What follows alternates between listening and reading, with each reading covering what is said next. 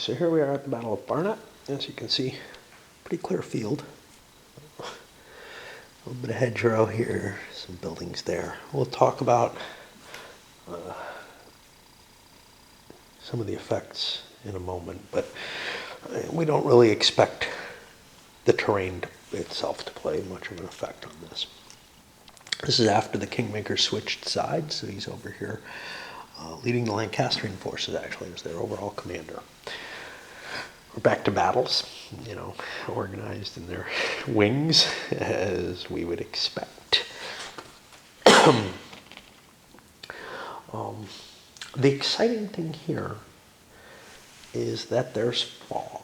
Well, one of the exciting things. One of the others is we got cannons for the first time. Now, cannons are kind of interesting. First of all, they're kind of clunky, like the handguns are. I forgot this with the handguns. If you roll a 0 when you're firing them, they blow up. Same thing with cannons. I think with the cannons it destroys them. With the handguns it disorganizes them. All right. What we kind of want to look at is the artillery table.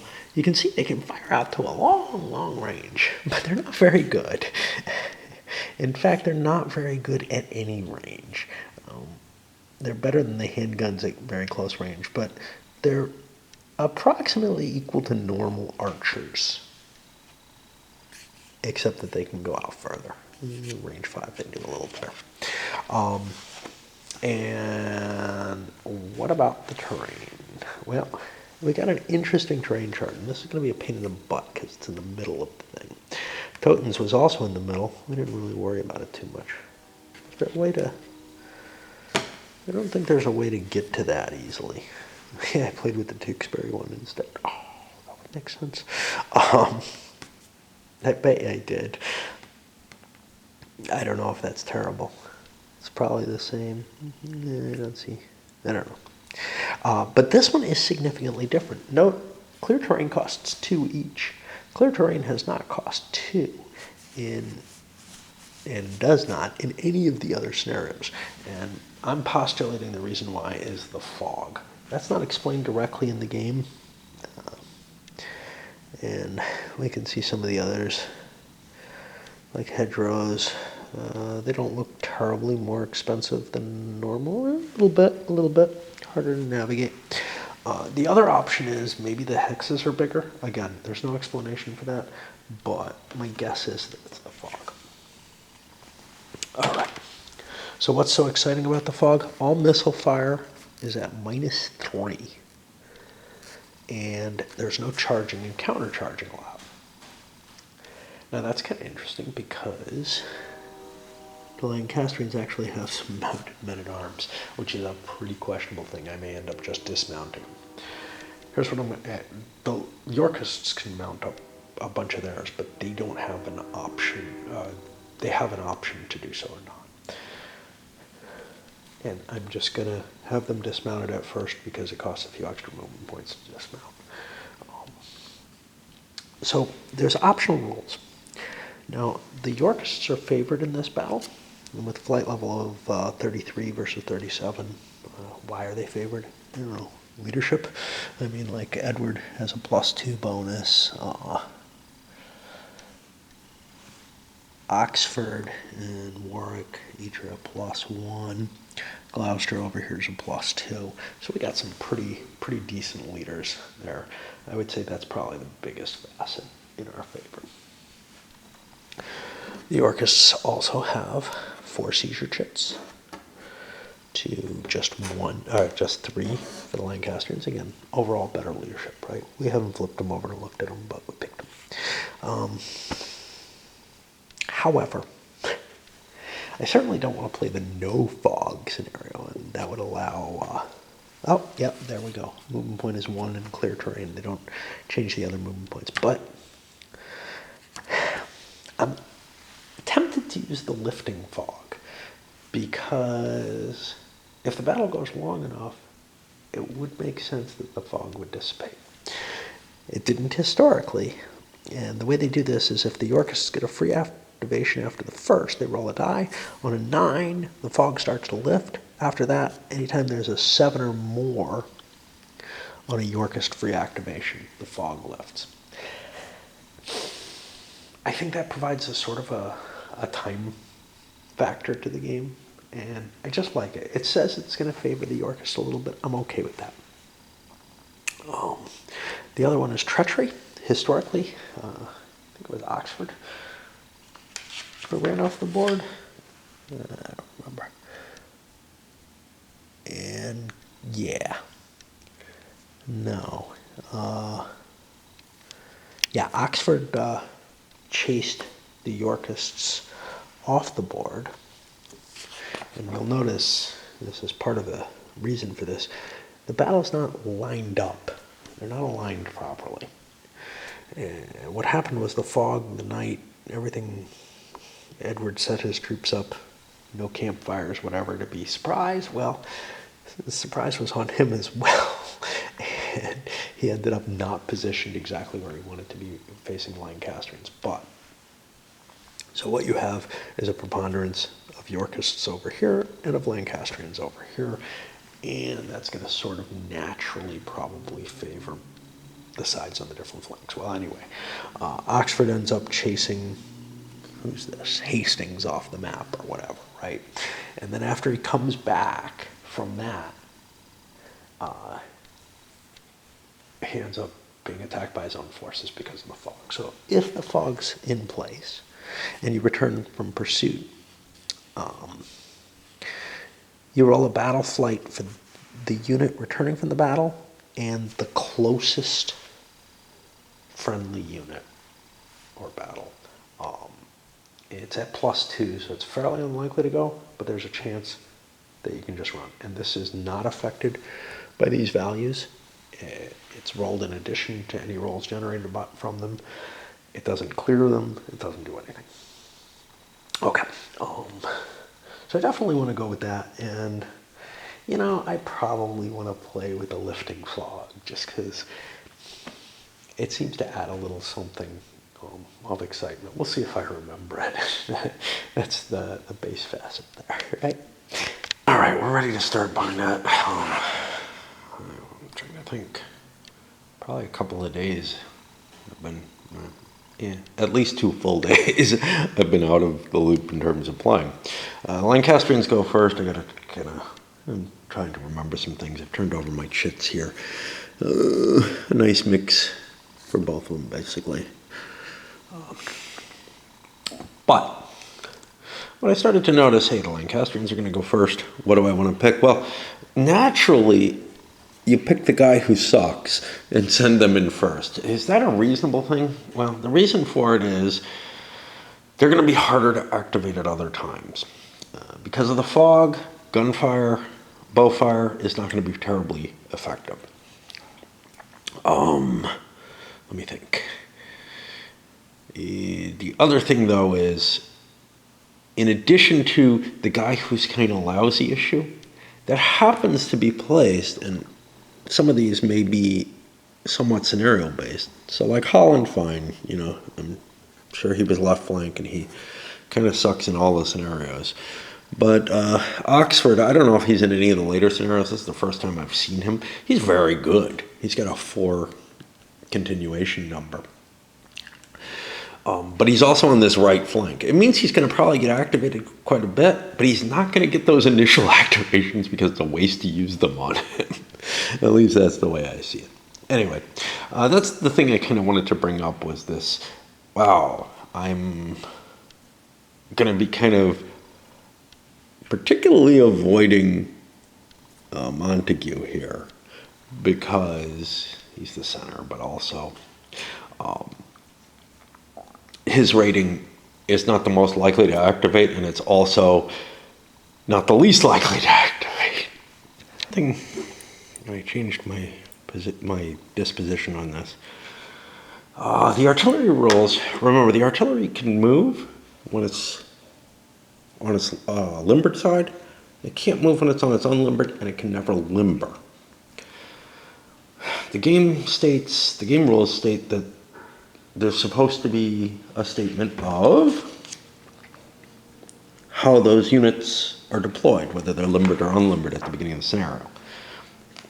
This scenario does not Therefore, what I've done is I made choices. Well, since the Lancastrians go first, they're going to have these two artillery, these two battles artillery limbered so that I can slip them a little closer in. They're almost ineffectual on an attack type basis. Out at range 3 and 4, they start getting penalties. In addition, there's the chance that they blow up and the chance that they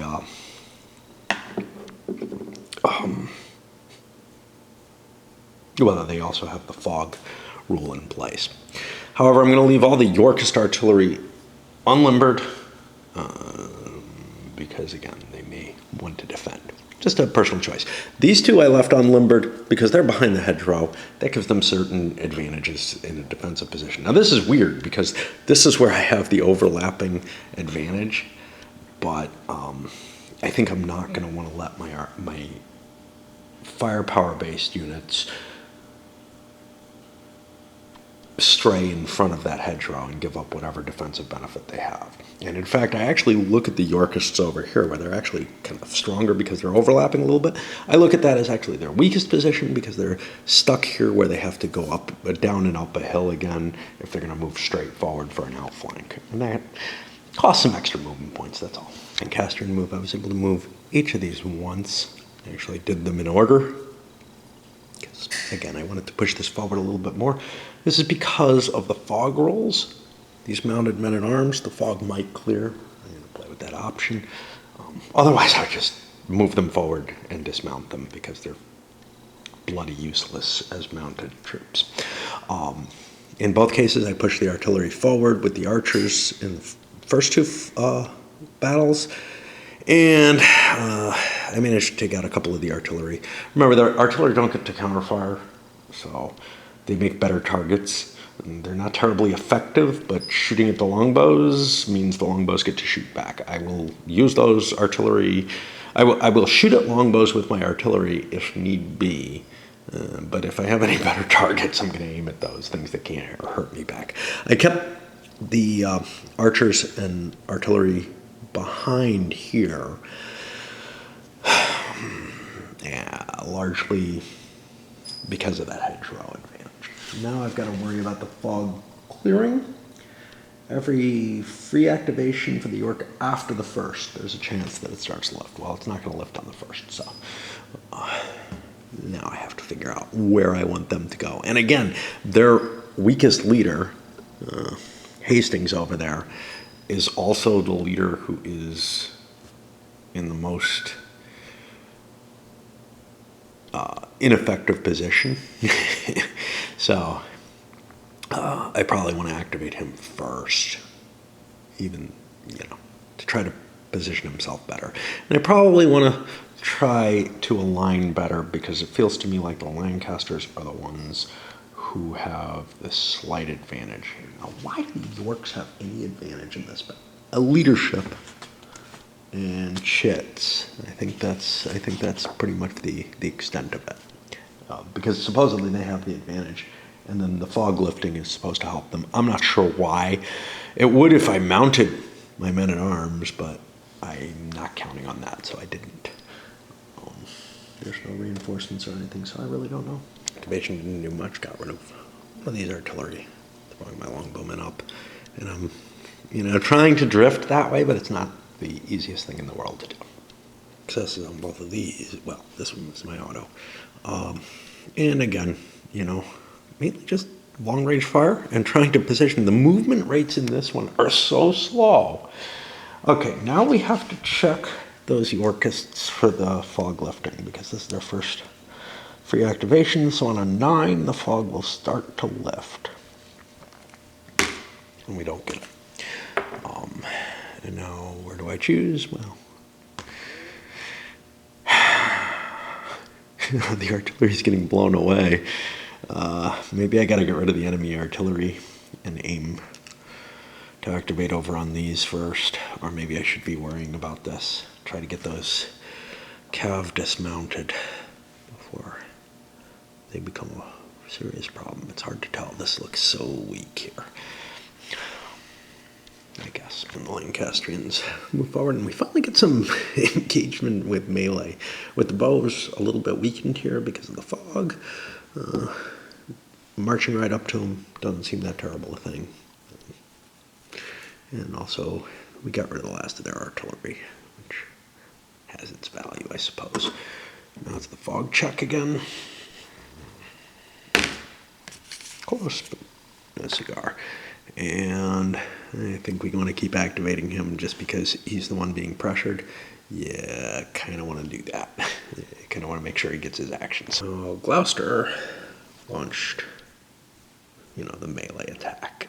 And yeah, got some hits in, getting rid of, retiring one unit and then disordering another.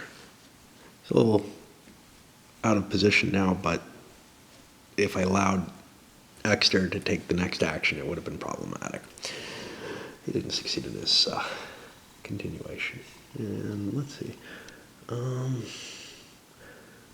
Battle Cry, I believe, is the rally card.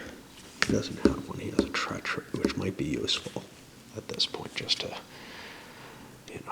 soften this up so that we can try to win on one flank. Like if we can win on the first matchup of battles, that would be very valuable. So that might be an appealing thing to do. I'm not sure. Because I've got some units that are kind of in a weaker position, but like disorganizing this might be really, really valuable. Okay, so Essex does a fair job of pushing Gloucester back a little bit. I gotta start throwing these leaders in Edward and Gloucester, even though they might get hurt. And Montague then pushes against here, not to as much effect, although he did take out an artillery and retired one of the archers, which, taking the longbowmen out is a big deal. It's not enough of a reason to call on a banner, I don't think, but you can now see, like here, I've got 2 longbowmen and 2 artillery. He's got a longbowman in the center. Over here, although one of my artillery is pulled back, that's what I'm doing now. I'm running my artillery, my longbowmen back, firing, and then filling in with the infantry. Because the bows are less effective here, so it's less important to just shoot up the enemy, I think. It's less valuable than usual. Here, I've got 2 longbowmen and 1 artillery, and what am I facing? 1 longbowman? I think that's all. Though there's another one back there that can recover. And the Yorkist leadership advantage is beginning to show its head as hand-to-hand combat's undergoing, or beginning. Gloucester punching his way forward a little harder. Now, point-wise, and we've got retired units here, which are recoveries, so there's only 1 actual death, which is an infantry over here. But in terms of overall position, there's a fair number of disorders here. They got 2 continuations. Edward launched himself into a battle, and must have retired this unit. We're seeing a lot more activity taking place on their turns. The Lancastrians tried to trump in to prevent something bad from happening. Full activations with very little effect. Essex over here, trying to recover his position more than anything else, pull his damaged units out so that he can recover them. Yes, he got this, but there's not much to it. But then they did not get a continuation. For the Yorkists, I went over here. This is weird. I did Hastings again for a recovery operation more than anything else. And I was only really recovering a longbowman, or not a longbowman, an infantry back here, which really kind of was pointless. I probably kind of wasted something there, but I feel like with my leadership advantage, I'm going to get more activations over on this side when I want them.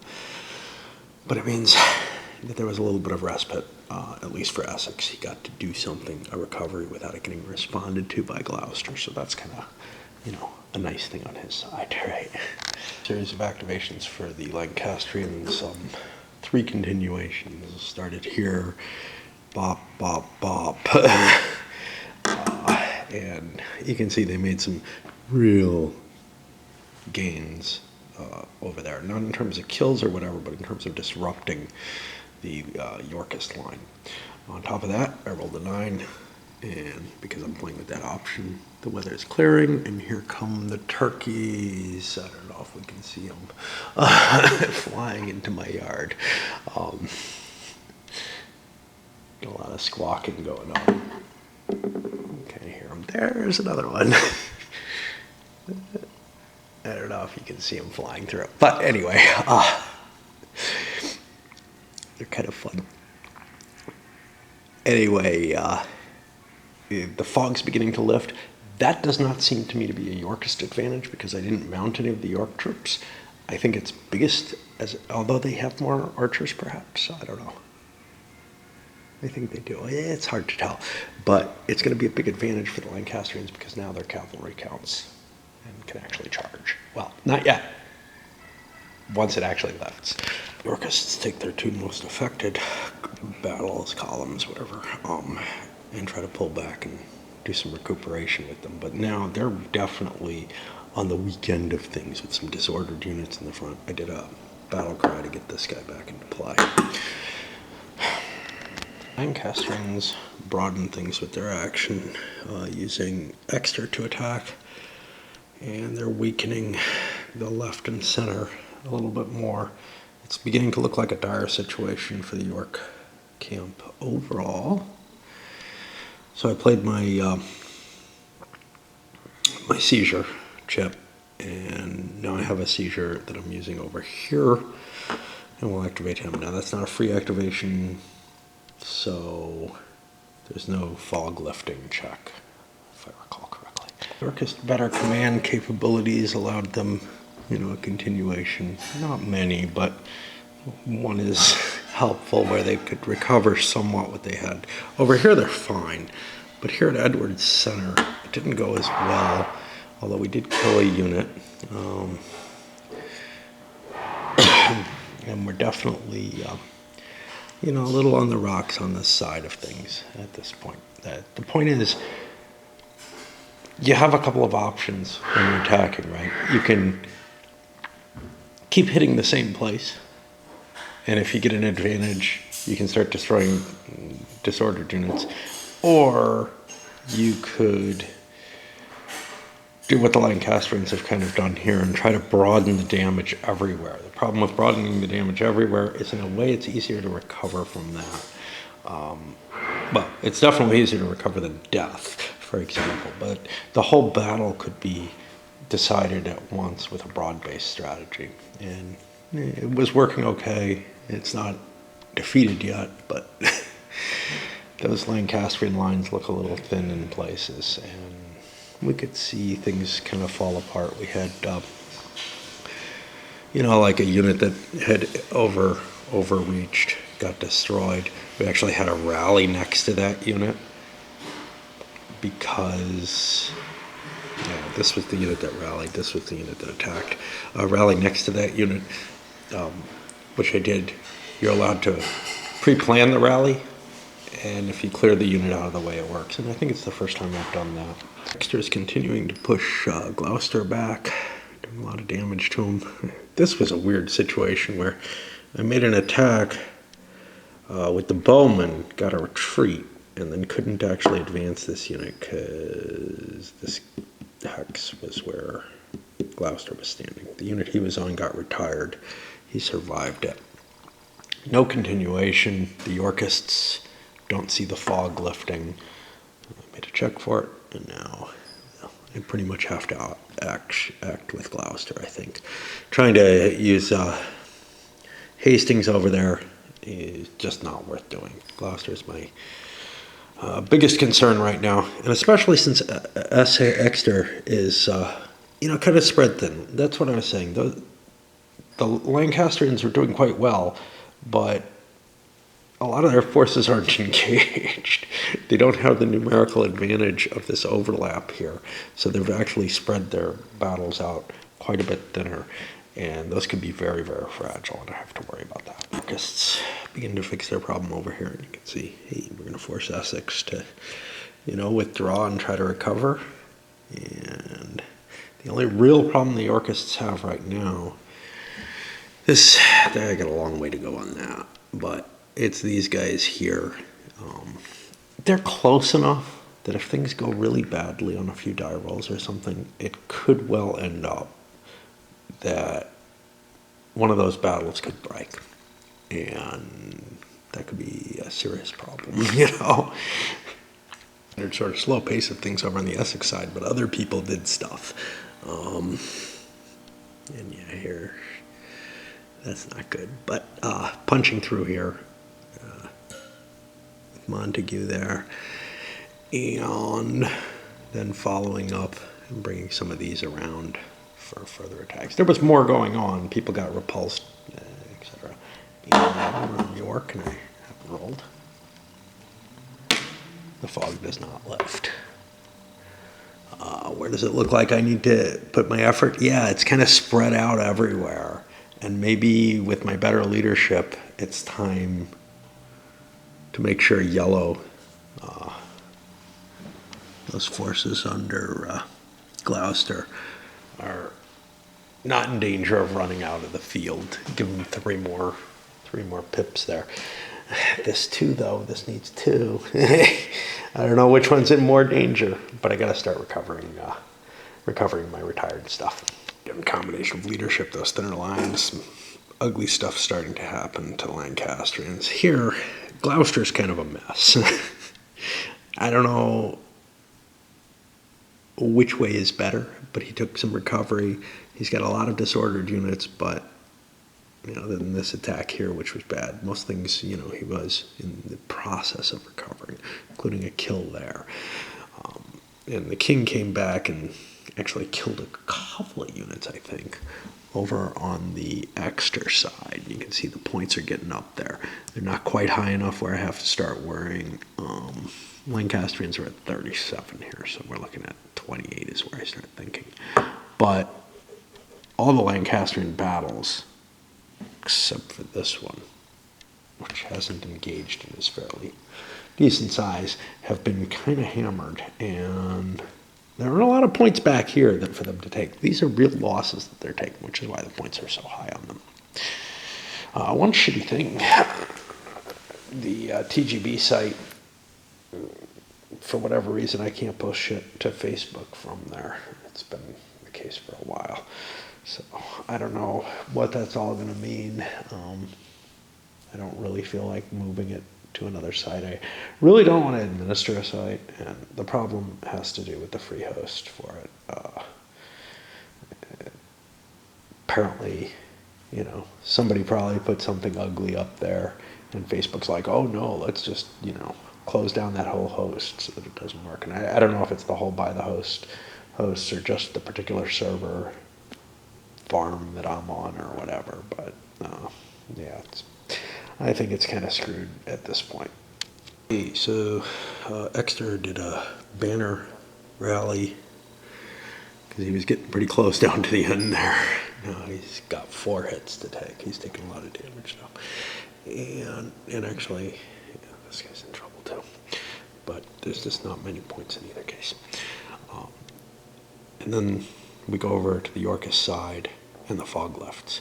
And now, overall, I think that's an advantage for the Lancasters because they're mounted. But the reason it's kind of nice for the Yorkists is their forces are able to move more. And the better leaders are going to be able to maneuver better. How much is that going to matter because we're already engaged? I don't really know. I think the horsemen being able to charge is the bigger deal. It has Exeter very much on the ropes, and then for a follow-up, Edward launched an attack and part to recover some units, and also, a little bit of advantage there, but not much. I was hoping to get those bow shots. I got a couple archers. All the cannons are gone.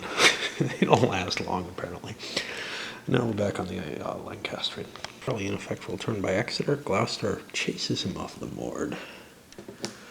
Oh, well, scares him away. Didn't pursue, which is not that big a deal because of the fog. Maybe I would win the game if I had pursued. Right now, I'm at 27. I've got to get to 37. I can't possibly get there. But I feel like having I was outnumbered. Now I've got the numerical advantage, and I definitely have a strong positional advantage with my two good leaders there and there. So, yeah, and we'll see if the king can crack what Mantua's Montague's force. And he cannot, so we're back over here. But point-wise, yeah, it's pretty close to over, I think. Edward and Gloucester got the activations this time. Gloucester first. Gloucester didn't do any damage, so we didn't have another check for losses, even though Edward did some significant hits. Killed a couple of pieces. We're up to 32. It's kind of at the point where the Lancasters are in a lot of trouble here. As you can see, I've got Warwick, the new Warwick, right? Charging forward with his cav to try and, or did we just lose Warwick in the last one? No. And to try and maybe do some damage to Gloucester there, but it doesn't look very plausible that there's going to be any significant break on the Yorkist side. So, and I'm tempted, do I clear this so that I get the point back and maybe a little bit more survivability for this wing? The wing doesn't automatically go. It's fairly likely it won't go. Although, no, this is a lousy leader. But it's possible it won't go. But kind of the feeling I've got is I got to kind of break what I can hit with this cav and see if they can do the job first. Unfortunately, that means I have to survive this roll. And on a 5 or higher, it's over. I could drop that to a 4 or higher and hope for better luck by attacking on the wings. I really don't know which one's more possible. Vector Warwick's charge, not terribly impressive. And now we need to roll less than a 5 to get a shot at rolling for him. Nope. That's the battle. Like a lot of these, I really enjoy the system. It's a fun little thing to play. I know maybe, especially once I start getting into it, the camera work, well, it doesn't get any worse. That can't happen, but I spend less and less time on camera. I just sort of describe what's happening. That's when I enjoy it the most. But let's send Barnet up. That was kind of cool. I liked seeing the fog lift. I'm not sure how much that really helped the Yorkists. If I knew the fog wasn't going to lift, I would use these guys as the horsemen as dragoons only. But it's kind of cool to have that option. And honestly, I think it gives a potential for Lancaster to come out ahead. Because if York mounts their troops as an option, then I think they're a little too likely. If there was no fog or whatever, then they could just charge the shit out of the enemy. But if York doesn't mount their troops, and I think the lifting fog is kind of a reason not to lift your troops, it gives a lot of interesting choices to the Lancastrians. Some of it depending on the luck. If the fog lifts early, they just stay mounted and charge. As it was, though, it meant I kind of was reluctant about pushing my advantage here. I could have dismounted and fought and maybe gained something there. That's my best leader on the board, and I didn't use him. But there were times when I felt like I was close to, swinging the battle in my favor, where maybe Gloucester was going to collapse, or even possibly Edward. So, I don't know. Pretty cool. Let's send it up.